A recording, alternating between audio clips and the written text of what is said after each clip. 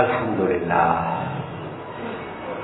لله نحمده ونستعينه ونستغفره ونؤمن به ونتوكل عليه ونعوذ بالله من شرور أنفسنا ومن سيئات أعمالنا من يهده الله فلا مضل له ومن يضلله فلا هادي له وأشهد أن لا إله إلا الله وحده لا شريك له وأشهد أن سيدنا ونبينا ومولانا محمدا عبده ورسوله صلى الله على سيدنا محمد وعلى آله وأصحابه وسلم تسليما كثيرا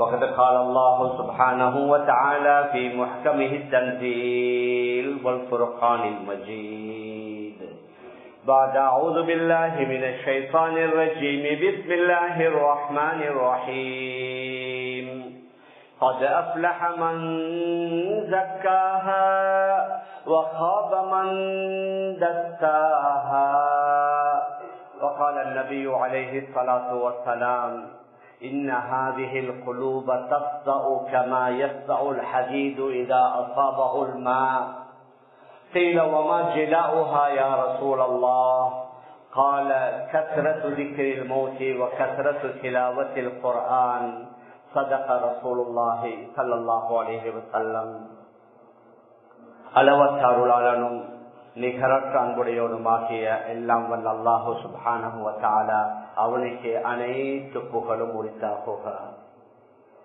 அல்லாஹுவினால் படைத்த உலகத்திற்கு அனுப்பி வைக்கப்பட்ட மனிதனத்திற்கு சீரான நேரான நல்வழியை காட்டுவதற்காக அல்லாஹுவினால் அனுப்பி வைக்கப்பட்ட நபிமார்கள், ரசூல்மார்கள், தீர்க்கதர்சிகள் அனைவர்களுக்கும் தலைவராக முத்திரையாக கடைசியாக உலகத்திற்கு வருகை தந்து இவ்வுலகத்தில் தான் வாழ்ந்து கொண்டிருந்த காலங்களில் தனக்கு ஏற்படவிருந்த எண்ணற்ற இன்பங்களை, சந்தோஷங்களை, மகிழ்ச்சிகளை பொருட்படுத்தாது ஒவ்வொரு நிமிடமும் வினாடியும் தனது சமூகத்திற்காக சமுதாயத்திற்காக உழைத்து பாடுபட்ட எனது உயிரினுமினிய ரசூலுல்லாஹி ஸல்லல்லாஹு அலைஹி வஸல்லம் அவர்கள் மீதும் அவர்களை தொடர்ந்து பின்பற்றி வாழ்ந்த அத்துணை நல்லடியார்கள் மீதும் அல்லாஹுவின் சாந்தியும் சமாதானமும் என்றென்றும் உண்டாவதாக. அல்ஹம்துலில்லாஹ்.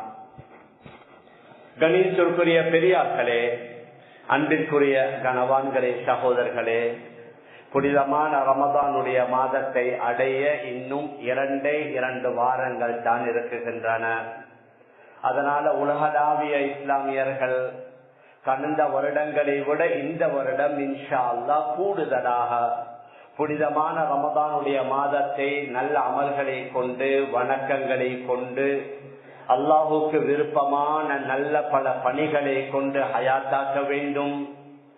இயன்றளவு எல்லா வகையான பெரிய சிறிய பாவங்களிலிருந்து நாம் நம்மை பாதுகாக்க வேண்டும் என்று அதிகமானவர்கள் முயற்சி செய்து கொண்டிருப்பதை நாம் பார்க்கலாம். ஒன்று நல்ல அமல்களில் ஈடுபடுவது, மற்றது பாவமான காரியங்களை விட்டு விடுவது.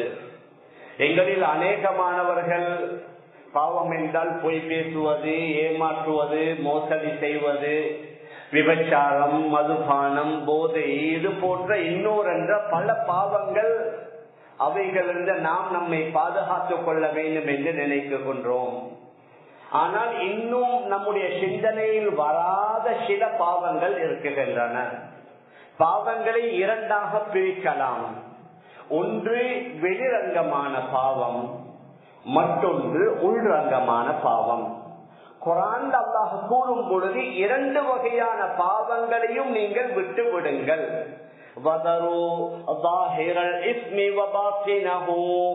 வெளிரங்கமான பாவத்தையும் விட்டு விடுங்கள், உள்ரங்கமான பாவங்களையும் விட்டு விடுங்கள் என்று அல்லாஹ் குர்ஆன்ல கூறுகின்றான். நாம் எந்த அளவு வெளிரங்கமான பாவங்களை விட்டும் நம்மை பாதுகாத்துக் கொள்கின்றோம். ஆனால் உள்ரங்கமான பாவம் என்றால் அது நம்முடைய உள்ளத்திலே ஏற்படக்கூடிய சில உணர்வுகள், உள்ளத்திலே ஏற்படக்கூடிய சில தன்மைகள், அது பெருமையாக இருக்கலாம், ஆணவமாக இருக்கலாம், அகம்பாவமாக இருக்கலாம், பிடிவாதமாக இருக்கலாம், சுயநலமாக இருக்கலாம், மற்றவர்களை அற்பமாக கருதலாம். இதுவெல்லாம் உள்ளத்திலே குடிகொண்டிருக்கக்கூடிய மிக பயங்கரமான பாவம். பொதுவாக அல்லாஹ் படைத்த மனிதர்களாக இருக்கலாம், மனிதர்கள் பாவிக்கக்கூடிய பொருட்களாக இருக்கலாம், அவைகள் தொடர்ந்து இயங்கினால் பழுதாகிவிடும்.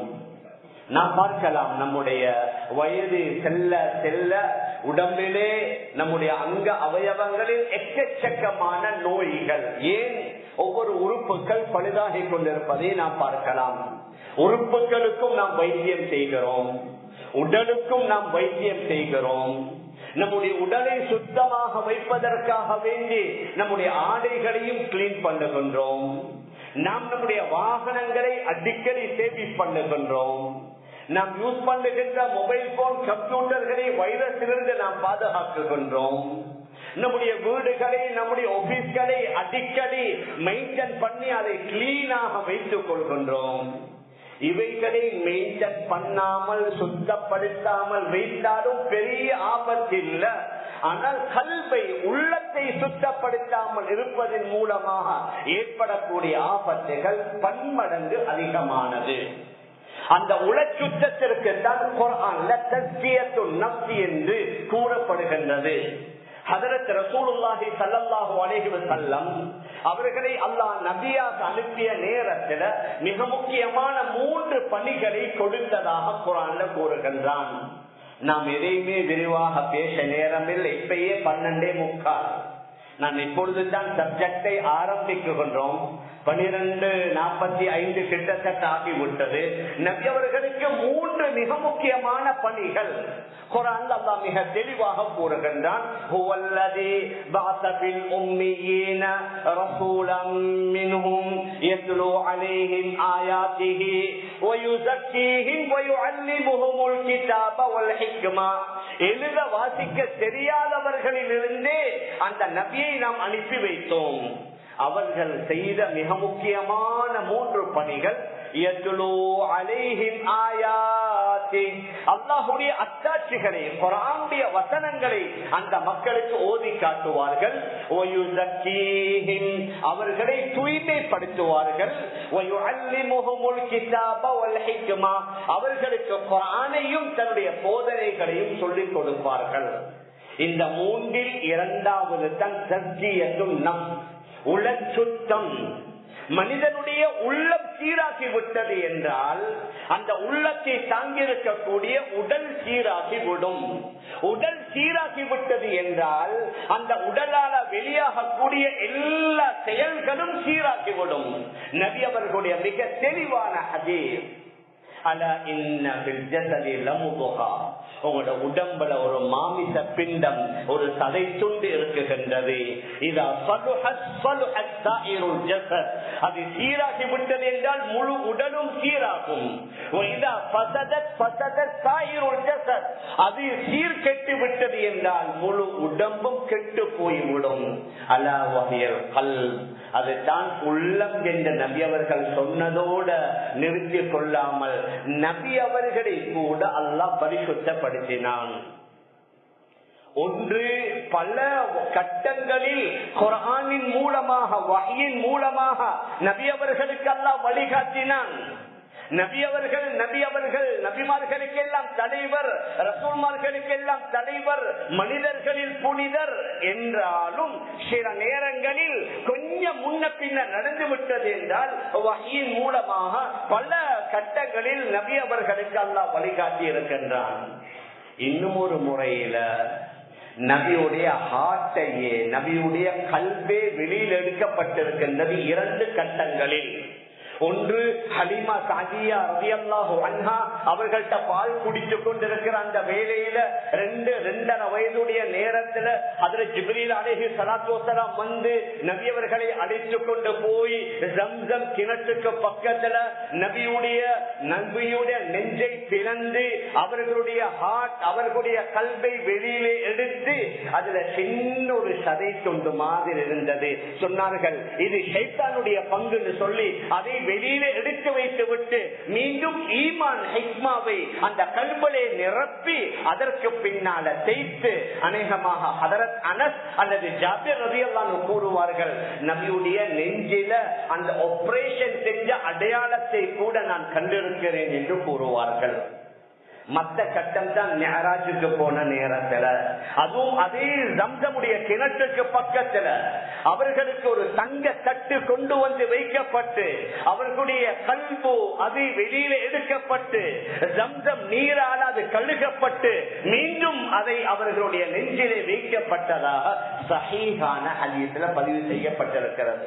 அந்த நபி ஸல்லல்லாஹு அலைஹி வஸல்லம் அவர்களுடைய நெஞ்சே பிளக்கப்பட்டு 2-3 முறை அல்லாஹ் சுப்ஹானஹு வ தஆலா அவர்களுடைய உள்ளத்தை சுத்தப்படுத்தியதாக மிக தெளிவாக ஹதீஸ்ல வருது. அந்த நபி அவர்களே அடிக்கடி துஆ செய்வார்கள், اللهم اعطِ نفوسنا تقواها وزكها انت خير من زكاها. يا الله நமக்கு தக்வாவை தந்து விடு, உன்னுடைய அச்சத்தை பயத்தை தந்து விடு, வதக்கிஹா என்னுடைய உள்ளத்தை தூய்மைப்படுத்துவாயாக என்று ஹஜ்ரத் ரசூலுல்லாஹி ஸல்லல்லாஹு அலைஹி வஸல்லம் அடிக்கடி துஆவையும் செய்வார்கள். இந்த உள்ள சுத்தம் இருக்குது, அது எவ்வளவு முக்கியமானது என்பதை காட்டுவதற்கு அல்லாஹ் சுப்ஹானஹு வ தஆலா ஒரு சின்ன சூராவுல 8 விடயங்களை கொண்டு சத்தியம் செய்து கூறுகின்றான். வஷ்ஷம்ஸி வதுஹாஹா வல்கமரி இதா தலாஹா வன்னஹாரி இதா ஜல்லாஹா வல்லைலி இதா யக்ஷாஹா. வானம் பூமி அதே மாதிரி சூரியன் சந்திரன் வானத்தின் மீது பூமியை சுருக்கியவனின் மீது இந்த உள்ளத்தை படைத்தவனின் மீது அதை செம்மைப்படுத்தியவனின் மீது என்று பல விடயங்களை சத்தியம் செய்து அல்லாஹ் என்ன கூறுகின்றான்,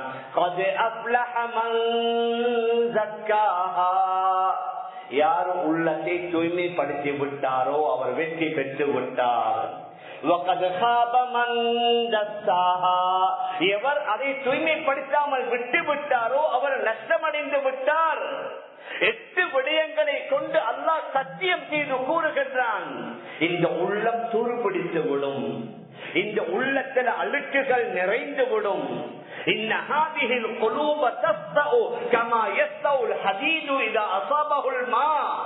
எப்படி இரும்புல நீர் பட்டுவிட்டால் அந்த இரும்பு துருப்பிடிப்பதை போன்று இந்த உள்ளமும் துருப்பிடித்து விடுகின்றது. நபி அவர்கள்ட்ட சஹாபாக்கள் கேட்டார்கள், ஓமா ஜிலாஹா யா ரசூலல்லாஹ், அல்லாஹ்வுடைய ரசூலே இந்த துருவை எதன் மூலம் போக்கலாம்? ஹதரத் ரசூலுல்லாஹி ஸல்லல்லாஹு அலைஹி வஸல்லம் சொன்னார்கள், இந்த ஹதீஸ்ல 2 விஷயம். கஸ்ரத்து ذிக்ரில் மௌத், மரணத்தை அதிகமாக ஞாபகப்படுத்தணும். சில நேரங்களில் மரணத்தை பத்தி பேசினா சொல்லுவாங்க, ஏன் பயமுறுத்துறீங்க? மூச்சை பத்தி ஏன் பேசி பயமுறுத்துறீங்க? நபி அவர்கள் சொன்னார்கள், மரணத்தை அதிகமாக ஞாபகப்படுத்துங்க. ஜனாசாக்களில் கலந்து கொள்வதன் மூலமாக கபறுகளை மையவாடிகளை ஜியாரத் செய்வதன் மூலமாக அது உங்களுக்கு மரணத்தை ஞாபகப்படுத்தும். நபி அவர்கள் சொன்னார்கள், மரணத்தை அதிகமாக ஞாபகப்படுத்திக் கொள்ளுங்கள். குர்ஆனை அதிகமாக ஓதுவதன் மூலம். மீதான பெரியார்களே சகோதரர்களே, மிக சுருக்கமாக நேரம் இருப்பதன் காரணமாக முதலாவது இந்த மறைமுகமான உள்ரங்கமான பாவங்கள் ஏற்படக்கூடிய இடம் உள்ளம். அந்த உள்ள பலர்கள் அடிக்கடி நினைப்பாங்க, எனக்கு 40 வயசு ஆகிருச்சு, 50 வயசு ஆகிருச்சு, நான் என்ன கொஞ்சம் மாற்றணும், நான் என்ன கொஞ்சம் திருத்தணும், என்னுடைய பிடிவாதம் போவதில்லை, என்னுடைய கோபம் போவதில்லை என்று பலர் கூறுவதை நாம் காதால கேட்கலாம். ஆனால் அதை எவ்வாறு சுத்தப்படுத்துவது, அதை எவ்வாறு சீராக்குவது, இந்த கெட்ட குணங்களிலிருந்து நாம் எவ்வாறு நம்மை பாதுகாப்பது? மேலான பெரியார்களே சகோதரர்களே, அதற்குத்தான் ஹதரத் ரசூலுல்லாஹி ஸல்லல்லாஹு அலைஹி வஸல்லம் பல அமல்களை காட்டி தந்தார்கள். இந்த இடத்துல மிக முக்கியமான 3 அமல்களை ஞாபகப்படுத்தலாம். ஒன்று நபி அவர்கள் சொன்ன அதே ஹதீஸ் தான் அதிகமாக திலாவத்துல் குர்ஆன் ஓதுவது. மேலான பெரியார்களே, சகோதரர்களே, அந்த குர்ஆன் ஓதுற காட்சிகள் இப்பொழுது கொஞ்சம் குறைந்து விட்டது. மஸ்ஜிதுகள் மாஷா அல்லாஹ், இந்த மஸ்ஜிதும் பல மஸ்ஜிதுகளை நாங்க பார்க்கலாம். எல்லா வகையான ஏற்பாடுகளும் செஞ்சு அல்ஹம்துலில்லாஹ் மஸ்ஜிதுக்குள்ள வந்தால் அந்த அளவுக்கு அமைதி, அந்த அளவுக்கு ஒரு நிம்மதி, பெருமூச்சு விடக்கூடிய அளவுல எல்லா வகையான ஏற்பாடுகளும் மஸ்ஜிதுகள்ல மாஷா அல்லாஹ் செய்யப்பட்டிருக்கிறது. ஒரு 30-40 வருடங்களுக்கு முன்னால எங்கள் அநேகமானவர்கள் கிராமங்கள்ல வாழும் பொழுது அந்த ஊரில் உள்ள மஸ்ஜிதுகள் எங்களுக்கு தெரியும். இப்படி கட்டப்பட்டிருக்காது. ஏசியும் இல்ல, காப்பட்டும் இல்ல, லைட்டுகளும் இல்ல. ஆங்காங்கே தண்ணீர் கீழே கொட்டி கொண்டிருக்கும். பக்கெட்டுகளும் பால்திகளையும் வைத்திருப்பாங்க. பாய் கூட பூர்த்தியாக இல்ல. ஆனா அந்த நேரங்கள்ல 10-10:30 மணிக்கு எங்களுடைய பாப்பாமார் அப்பாமார் வெள்ளிக்கிழமை வந்து மஸ்ஜிதுல கிழிஞ்ச குர்ஆனைத்தான் ஓதி கொண்டிருப்பாங்க. இன்னைக்கு குர்ஆனும் பரிபூரணம், எல்லாம் புதிய புதிய குர்ஆன். காப்பட் வேணுமா, ஏசி வேணுமா, வேற ஏதாவது அத்தனை ஏற்பாடுகளும் இருக்குது. ஆனா மஸ்ஜிதுல அந்த குர்ஆன் ஓதுற காட்சிகள் குறைந்து விட்டது. மேலான பெரியார்களே, சகோதரர்களே, வீடுகள்ல குர்ஆன் ஓதுற சப்தங்களும் குறைந்து விட்டது. ஒரு காலத்துல வீடுகளில் உள்ள பெண்மணிகள் ஓதுவாங்க. 70 வயசு 80 வயசு கண்ணாடி போடாம குர்ஆன் ஓதுவதாக அடிக்கடி நாங்க பெருமை பேசுவோம். எங்கட உம்மா, எங்கட உம்முமா, அவங்க எல்லாம் இப்படி இப்படி எல்லாம் ஓதினாங்க. அவர்கள் ஓதுவதை நாங்க கண்டோம். நாங்கள் ஓதுவதை எங்கட மகன் பார்க்கிறானா? எங்கட மனைவி ஓதுவதை எங்கட மகளும் எங்கட பேத்தியும் பார்க்கிறாங்களா? மேலான பெரியார்களே, சகோதரர்களே, முதலாவது திலாவத்துல் குர்ஆன். இன்றைக்கு ஹாஃபிஸ்மார்கள் எக்கச்சக்கம் அல்ஹம்துலில்லாஹ். எங்க நாட்டுல 15,000க்கு மேற்பட்ட ஹாஃபிஸ்மார்கள். வீட்டுக்கு 2 ஹாஃபிஸ், 3 ஹாஃபிஸ். பல வீடுகளில் பெண் ஹாஃபிதாக்கள், ஹாஃபிதுகளும் ஹாஃபிதாக்களும் உருவாகி விட்டார்கள். ஆனால் அவர்கள் ஹாஃபிலாக உருவாகுவது பெருமைக்காக அல்ல. குர்ஆன் ஓதி ஓதி அல்லாஹ்வுடைய நெருக்கத்தை பெறணும். அவர்களுடைய நஃபில் தொழுகைகள்ல, மஸ்ஜிதுகள்ல, வீடுகள்ல அந்த குர்ஆனுடைய சத்தங்கள் கேட்கப்படணும். அதை பார்த்து அல்லாஹ் சந்தோஷப்படணும். மேலான பெரியார்களே, சகோதரர்களே, அதனால முதலாவது திலாவத்துல் குர்ஆன் நாங்க எல்லாரும் முடிவு எடுக்கணும். ரமதான்ல மட்டுமல்ல, வல்லமையாக குர்ஆன் ஓதணும். ஒரு சிலர் குர்ஆனை சிந்திங்க, கட்டாய மாற்று கருத்து இல்ல. குர்ஆனை விளங்குற, குர்ஆனை சிந்திக்கிற, இவைகள் எல்லாத்தையும் விட ஓதுங்கள் என்று தான் கூடுதலாக வந்திருக்குது. வஹ்யுடைய ஆரம்பமே இக்ரா. அது இல்லாம உத்லுமா ஊஹிய இலைக்க மினல் கிதாப் இந்த குர்ஆன்ல எக்கச்சக்கமான ஆயத் திலாவா ஓதுவதற்கு வந்திருக்குது. அந்த குர்ஆனின் மூலமாக நாங்க எங்களை பாதுகாக்கலாம், எங்கட இளம் சமுதாயத்தினர்களை பாதுகாக்கலாம். எங்கள் எல்லோருக்கும் உள்ள ஆகப்பெரிய சவால் எங்கட வளர்ற மகன இந்த பயங்கரமான ஃபித்னாவுடன் எப்படி பாதுகாப்பது? அவர்களை குர்ஆனோடு இணையுங்க. குர்ஆனுடன் அவர்களை இணைத்தோம், அந்த குர்ஆன் அவர்களை பாதுகாக்கும். நாங்க மேற்கத்திய நாடுகள்ல பார்க்கலாம். இன்றைக்கு லண்டன்ல, கனடாவுல, அமெரிக்காவுல சில பகுதிகள்ல மாஷா அல்லாஹ் காலையில ஸ்கூல் யூனிஃபார்மோட மஸ்ஜிதுக்கு வராங்க. வந்து ஒரு 1 hour ஹிஃபுதுல் குர்ஆன் கிளாஸ்ல உட்கார்ந்து விட்டு போறாங்க. அவர்களுடைய பெற்றோர்களே கூறுகிறார்கள், மாஷா அல்லாஹ் இங்க ஸ்கூல்ல அந்த என்வாயன்மெண்ட் ரொம்ப மோசம். ஆனா அந்த குர்ஆனை கொடுத்ததுனால அந்த குர்ஆன் என்னுடைய மகனை பாதுகாக்குது, அந்த குர்ஆன் என்னுடைய மகனை பாதுகாக்குது. நாங்க கண்கூடாக காணுகின்றோம். வாப்பாமாரும் பிள்ளைகளும் தாய்மார்களும் மகள்மார்களும் குர்ஆனோடு இணையோடும். இது ரமதான் மிகப்பெரிய சந்தர்ப்பம். ரமதானுடன் ஆரம்பித்து மௌத் வரைக்கும் குர்ஆனுடன் எங்களுடைய தொடர்பை ஏற்படுத்திக் கொள்ளணும். 2வது திக்ர், நபியுடைய மிக தெளிவான ஹதீஸ்,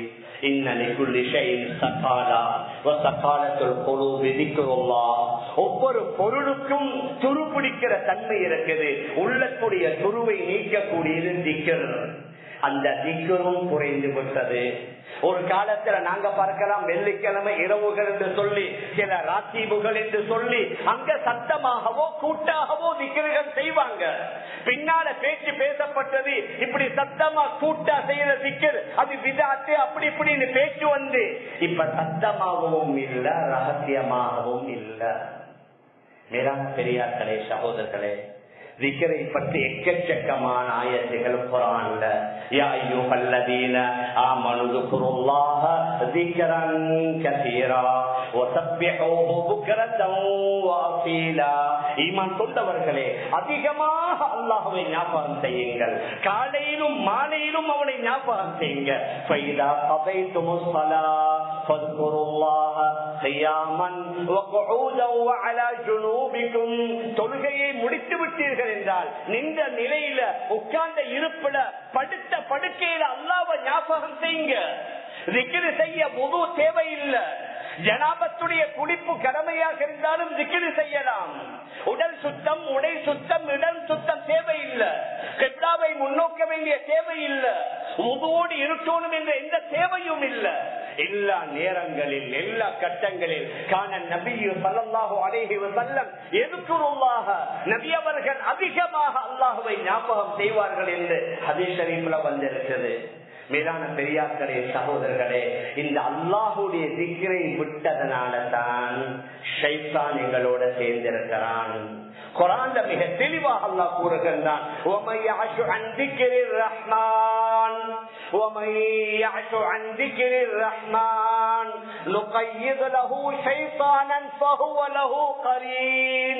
யார் ரஹ்மானாகிய அல்லாஹ்வுடைய திக்ரை விட்டு எவர் வாழுகிறார்களோ அவருக்கு நாங்க நண்பனாக ஷைத்தானை ஆக்கி விடுவோம். ஷைத்தான் அவனுடைய நண்பனாக மாறி விடுவான் என்று பலர் கூறுவார்கள். சரியான டென்ஷன், சரியான மனசுல பெரிய சிக்கல், கவலை, பிரச்சனை, டென்ஷன் குறையில்லை.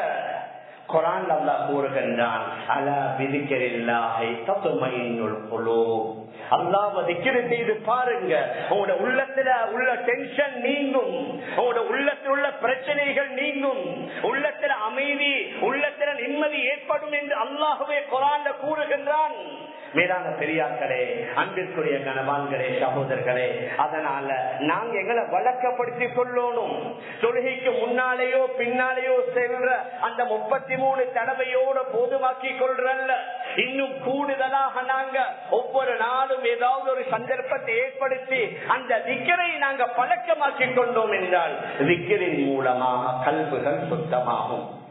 நேரம் முடிந்து விட்டது, இன்றைக்கு போயது. அதனால் இன்னும் ஒரு 5 நிமிடத்தோடு நான் முடித்துக் கொள்கின்றேன். மூன்றாவது விடயம், நல்லவர்களுடைய சுஹபத், நல்லவர்களுடைய தோழமை, நல்லவர்களுடைய சபைகளில் அமர்வதன் மூலமாக உள்ளம் சுத்தமாகிறது. குர்ஆன் அல்லாஹ் மிக தெளிவாக கூறுகின்றான், யா அய்யுஹல்லதீன ஆமனு தக்குல்லாஹ வகூனு மஅஸ் ஸாதிகீன். ஈமான் கொண்டவர்களே, அல்லாஹ்வை பயப்படுங்க, உண்மையாளர்களுடன் சேர்ந்து அமருங்க.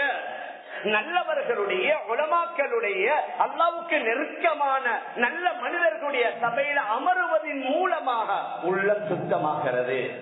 குர்ஆன்ல எங்களுக்கு தெரியும், சூரத்துல் கஹ்ஃப்ல மிக முக்கியமான பல வரலாறுகள்ல ஒரு வரலாறு என்ன, ஹஜ்ரத் மூசா அலைஹிஸ்ஸலாத்து வஸ்ஸலாம் அவர்கள் ஹஜ்ரத் ஹிர் அலைஹிஸ்ஸலாத்து வஸ்ஸலாம் அவர்களுடைய சுஹ்பத்துல அவர்களுடைய தோழமையில போய் அமர சொல்லி அல்லாஹ் சொன்னான்.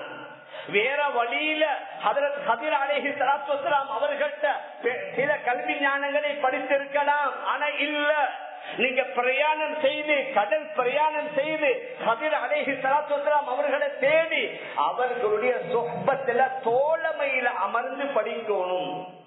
சுஹ்பத்தின் மூலமாக மிகப்பெரிய மாற்றம். அதனாலதான் நாங்க ஆன்லைன், ஒரு சிலர் சொல்லுவாங்க, ஏன் இவ்வளவு கஷ்டப்படணும், மதரசாவுல மாணவர்கள் யூரோப்பால ஏன் தங்க வைக்கணும், ஏன் இவ்வளவு செலவு செய்ய வைக்கணும். ஆன்லைன்ல வெறும் நாலேஜ் மட்டும் காதாலத்தான் வரும், ஆனால் ஹார்ட் டு ஹார்ட், உள்ளத்திலிருந்து உள்ளத்துக்கு ஏற்படக்கூடிய மாற்றத்திற்கு தான் சொஹ்பத் தேவை. நபிமார்கள் கூட அதிலிருந்து விதிவிலக்கு அல்ல. ஹஜ்ரத் மூசா அலைஹிஸ்ஸலாத்து வஸ்ஸலாம் அவர்களை கதிர் அலைஹிஸ்ஸலாத்து வஸ்ஸலாம் அவர்கள்ட்ட நேரடியாக போய் அவர்களுடைய சமூகத்தில் அமர்ந்து சில விடயங்களை அல்லாஹ் படிக்க வைத்தான். மிக முக்கியமான இமாமுல் ஆதம் அபூ ஹனீஃபா ரஹ்மத்துல்லாஹி அலைஹி அவர்கள், இமாம் ஜாஃபர் சாதிக், ஹஜ்ரத் அலி ரலியல்லாஹு அன்ஹு அவர்களுடைய பேர பிள்ளைகளில் ஒருவர். அவர் பெரிய ஒரு இறை நேசர், நல்ல மனிதர். இமாமுல் ஆதம் அபூ ஹனீஃபா ரஹிமஹுல்லாஹ் 2 வருஷம் இமாம் ஜாஃபர் சாதிக் ரஹ்மத்துல்லாஹி அலைஹி அவர்களுடைய சபையில போய் அமர்ந்து அந்த தஸ்கியத்துன் நஃப்ஸை பலப்படுத்தினார்கள். ஒருவர் கேட்டார், 2 வருஷம் செலவழிக்கணுமா? சொன்னார்கள், நான் 2 வருஷம் செலவழிக்காமல் இருந்தால் இந்த நுஅமானாகி அபூ ஹனீஃபா நான் அழிந்திருப்பேன். அந்த 2 வருஷம் தான் என்னை பாதுகாத்ததாக கூறுவார்கள். இமாம் அஹ்மத் இப்னு ஹம்பல் மிகப்பெரிய இமாம், பிஷ்ருல் ஹாஃபின்னு சொல்லக்கூடிய ஒரு இறைநேசருடைய சபையில போய் அமர்வார். அவருடைய ஒரு மாணவர் கேட்பார், இவ்வளவு பெரிய இமாம் நீங்க, இவ்வளவு பெரிய முஹத்திஸ் நீங்க, அந்த பிஷ்ருல் ஹாஃபி ரஹிமஹுல்லாஹ் அவருடைய சபையில அமர்கின்றீர்களே என்று கேட்டதற்கு சொல்லுவார், அன ஆலிமுன் பி கிதாபில்லாஹ், நான் அல்லாஹ்வுடைய கிதாபை அறிந்திருக்கிறேன். ஹுவ ஆலிமுன் பில்லாஹ். பிஷ்ருல் ஹாஃபி நேரடியாக அல்லாஹ்வை அறிந்திருக்கிறார். அல்லாஹுடன் அவருடைய தொடர்பு. அதனால நல்லவர்களுடைய சபை இந்தியா, பாகிஸ்தான் போன்ற நாடுகள் இருக்குது. மாலையில அசருக்கு பின்னால, மக்ரிபுக்கு பின்னால முக்கியமான இமாம்கள்ட்ட, உலமாக்கள்ட்ட, ஷேக்குமார்கள்ட்ட போய் அமருவார்கள். அதன் மூலம் அவர்களுடைய உள்ளங்கள் பண்படுகின்றது, உள்ளம் தூய்மையாகிறது. நம்முடைய நாட்டில் அது கொஞ்சம் குறைவோ. அந்த நல்ல சொஹ்பத், அதாவது நல்லவர்களுடைய தோழமையை ஏற்படுத்தக்கூடிய சபைகளை நாங்க உருவாக்கணும், அதை தேடணும். அது போன்ற சபைகள்ல ஒரு நாளைக்கு ஒரு ஹாஃப் அன் அவர், ஒரு 1 hour போய் அமர்ந்தோம் என்றா அதன் மூலமும் எங்களுடைய உள்ளங்கள் பண்படும். வேதான பெரியார்களே, சகோதரர்களே, அதனால தஸ்கியத்துன் நஃப்ஸுக்கு நிறைய வழிமுறைகள் இருக்குகின்றன. நாங்க 3 விடயங்களை மாத்திரம் ஞாபகப்படுத்தினோம். ஒன்று அல்லாஹ்வுடைய திக்ர், 2வது திலாவத்துல் குர்ஆன், 3வது நல்லவர்களுடைய தோழமை. இன்னும் பல விடயங்கள் இருக்கின்றது. ரமதானை பயன்படுத்தி இது போன்ற இன்னும் நல்ல அமல்கள் ஈடுபட்டு நம்முடைய உள்ளத்தை சுத்தப்படுத்துவதற்கு நாம் எல்லாம் முயற்சி செய்வோமாக. எல்லாம் வல்ல அல்லாஹ் அதற்குரிய சந்தர்ப்பங்களை நாம் எல்லோருக்கும் தந்தருள்வானாக. ஆகவே அல்லாஹ் நம் எல்லோருடைய பாவங்களை மன்னிப்பாயாக. நம்முடைய பெற்றோர்கள், உட்கார்கள், உறவினர்கள், முழு உலகத்தில் உள்ள அனைத்து இஸ்லாமிய ஆண்கள் பெண்களுடைய பாவங்களை மன்னிப்பாயாக. விசேஷமாக அந்த பெலஸ்தீன் மக்களுக்கு நீ உதவி செய்வாயாக. யா அல்லாஹ் சீக்கிரமாக யுத்த நிறுத்தம் ஏற்படணும். யா அல்லாஹ் ரமதானுக்கு முன்னால பழைய நிலை திரும்பணும். யா அல்லாஹ் அச்சமற்ற பயமற்ற சூழல் ஏற்படணும். யா அல்லாஹ் ரப்பே ரஹ்மானே, முழு உலகத்தில் வாழக்கூடிய எல்லா மக்களுக்கும் அச்சமற்ற பயமற்ற வாழ்வை தந்த ரமதானை அடைந்து நீ விரும்புகின்ற மாதிரி அந்த இரவையும் பகலையும் ஹயாத்தாக்க நாம் எல்லோரும்